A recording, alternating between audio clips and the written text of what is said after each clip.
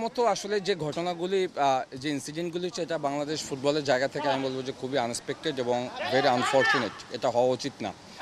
আমার ফুটবল ক্যারিয়ারে যে সময়টা আমি পার করেছি আমি কখনো আসলে এই ধরনের ইনসিডেন্ট টু বি অনেস্ট কখনো দেখি নাই।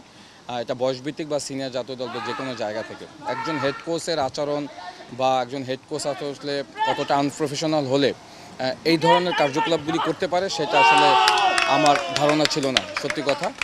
বাট যারা যেগুলি একের পর এক যে ইনসিডেন্টগুলি করেছে এটা বাংলাদেশ ফুটবলের আমি বলবো যে বড় একটা ইমেজ নষ্ট করেছে। স্পেশালি আপনি যেটা বলছেন যে সিকিউরিটি এর পারপাসের কথা যদি বলি, সে 999-এ কল করে পুলিশ এনেছিল হোটেলে, এটা তো আসলে ভাবাই যায় না। হ্যাঁ, এই মেসেজটা কিন্তু আসলে আমার কাছে মনে হয় যে এটা কিন্তু সে অনলি যে আমাদের এখানে মিডিয়া এটা কিন্তু না, সে কিন্তু এটা সারা তার ব্রিটিশ মিডিয়া বলেন, তার ইংল্যান্ডেও কিন্তু সে এটাকে কিন্তু প্রচার করেছে।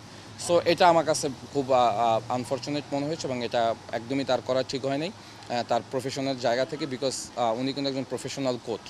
তো ওই জায়গা থেকে ওই দায়িত্ব থেকে আসলে এই ধরনের কাজ করাটা কতটা যুক্তিযুক্ত সেটা হয়তো তার সাথে কথা বলে আমার কাছে মনে হয় যে এটা ক্লিয়ারিফাই করা উচিত বাংলাদেশ ফুটবল ফেডারেশনের, বিকজ সে কিন্তু আমাদের ফুটবলে একটা বড় ইমেজ নষ্ট করছে। না, অলরেডি প্লেয়ারদের ভিতরে একটা ব্যাড ইম্প্যাক্ট পড়ে গিয়েছে, এটা পড়াটা নর্মাল একটা প্রসেস। আমি আমার প্লেয়ারের জায়গা থেকে বলি, যেহেতু আমি প্লেয়ার ছিলাম, টিমের ভিতরে কখনো যদি এরকম কোনো ইনসিডেন্ট হয় তখন প্লেয়ারদের উপরে কিন্তু ব্যাড একটা ইম্প্যাক্ট পড়ে।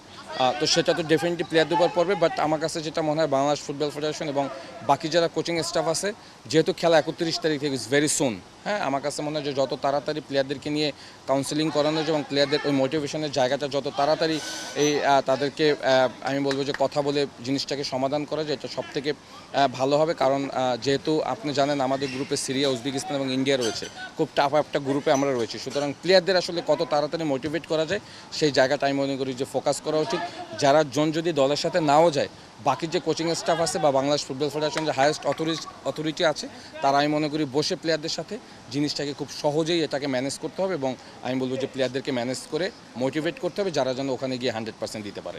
আমার মনে হয় যে এই কোচের সাম প্রবলেম আছে, মানসিক সমস্যা আছে। আদারওয়াইজ একজন কোচ মাঠের ট্রেনিং, মাঠে প্র্যাকটিস, প্লেয়ারদের পরিচর্যা বা প্লেয়ারদের দেখাশোনার বাইরে গিয়ে তার অফ দ্য ফিল্ডের অ্যাক্টিভিটিস অনেক বেশি স্ট্রং, হ্যাঁ, যেটা আসলে সে রেগুলার সোশ্যাল মিডিয়াতে কিন্তু প্রকাশ করছে। ইভেনচুয়ালি অনেক ট্রেনিং সেশন কী করছে বা কত মিনিট ট্রেনিং করছে এগুলো নিয়েও কিন্তু সে আলাপ আলোচনা করছে তার সোশ্যাল মিডিয়াতে। এটা মানে একান্তই হওয়া উচিত না। এটা আমরা অনেক সময় দেখি যে এই ধরনের টুর্নামেন্ট খেলতে যাওয়ার আগে আমরা যখন ফ্রেন্ডলি ম্যাচ খেলি বা প্রিপারেশন ম্যাচ খেলি, সেগুলি ক্লোজ ডোর হয়, যাতে অপোনেন্ট কোনো রকমের ট্যাকটিক্স বা টেকনিক্যাল ইস্যুগুলি না ধরতে পারে। বাট সে কিন্তু দেখবেন যে অলমোস্ট সব কিছুই তার সোশ্যাল মিডিয়াতে কিন্তু সে এসে ঢালাওভাবে বলে দিচ্ছে। সো আমার কাছে মনে হয় যে কোচ অনেক আগে থেকেই আমাদের দেশকে রিড করে আসছে। ইভেনচুয়ালি সে যখন এখানে অ্যাসাইনমেন্ট হয়, আসার পরপরই আমি যতটুকু জানি সে একটা ফেসবুক পেজ খুলছে, যেটাতে সে সবসময় অ্যাক্টিভ ছিল। একজন কোচ, প্রফেশনাল কোচ কখনোই তার ফেসবুকে এত অ্যাক্টিভ থাকতে পারে না তার কাজকর্ম বাদ দিয়ে। হ্যাঁ, ইভেনচুয়ালি লাস্ট যে ইনসিডেন্টগুলি হয়েছে একটার পর একটা সে কিন্তু স্টেটমেন্ট দিচ্ছিল। সো আমার কাছে মনে হয় যে এই কোচকে নিয়ে Bangladesh football federation as soon as possible ভাবা উচিত যে তাকে আসলে রাখবে কিনা, কন্টিনিউ করবে কিনা। আদারওয়াইজ তাকে স্ট্রংলি কাউন্সেলিং করানো উচিত, সে ইন ফিউচার এই কার্যক্রমগুলি থেকে যেন বিরত থাকে।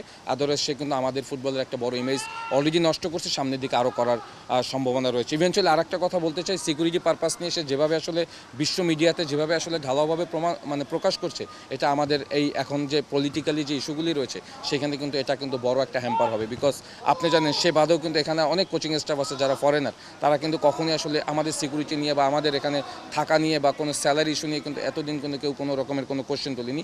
সেই একমাত্র কোচ যে সেইটা নিয়ে খুব বারবার একই ধরনের কোশ্চেন তৈরি করছে। সো আমি মনে করি তাকে নিয়ে খুব সুন ভাবা উচিত। না, মেইন ফ্যাক্ট হলো যত প্রবলেমগুলি তৈরি হচ্ছে, প্রত্যেকটা প্রবলেমের অংশই কিন্তু জ্যারাড জোন্স। সো এই একজন মানুষই কিন্তু পুরো জিনিসটাকে কমপ্লিকেটেড করছে। এর আগে বহুত বয়সভিত্তিক দলে বহুত ফরেন কোচ আসছে, বাট এরকম ইনসিডেন্ট কিন্তু কোনোদিন দেখিনি আমরা। সো সে যেহেতু একের পর এক ইনসিডেন্ট করে যাচ্ছে, সামথিং রং আমার কাছে মনে হয়।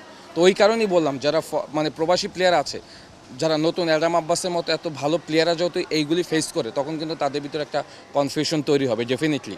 সো আমি মনে করি যে এইগুলি নিয়ে বাংলাদেশ ফুটবল ফেডারেশন ইভেনচুয়ালি ওই জারার জোন্সের বাইরের যে কোচিং স্টাফ আছে তারা আলাদাভাবে প্লেয়ারদের যদি মোটিভেট করে যে এই ইনসিডেন্টগুলি আর বিগত দিনে কখনো হয়নি, ইন ফিউচার আর হবেও না, ইভেনচুয়ালি এই কোচকে আমি মনে করি এই টিমের পার্ট হিসেবে রাখাও ঠিক হবে না।